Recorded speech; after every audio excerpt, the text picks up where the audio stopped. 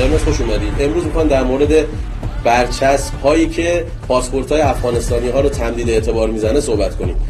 باندهای مخوفی دارن در این زمینه کار میکنن که ما بررسی کردیم، دیدیم اینها به 3 صورت دارن میلیون ها دلار یا شاید کمتر و بیشتر دارن به جیب میزنن. چجوری میان؟ خب این افراد نمیتونن پاسپورتشون در کشور خودشون تمدید کنن، باید بیاد در ایران تمدید بشه. پاسپورت‌ها اینا رو شرکت‌های جمع میکنن میارن داخل ایران، به افرادی میدن دور و بر این سرکنسولگری و اینها که این تمدید بشه. خب پاسپورت بهشون میدن، ولی چه اتفاقی میفته؟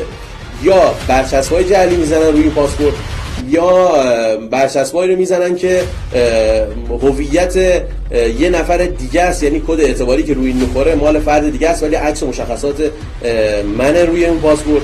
دسته سوم چیکار میکنن؟ پول 5 سال اعتبار روی 3 سال اعتبار میگیرن، ولی 2 سال اعتبار براش میزنن.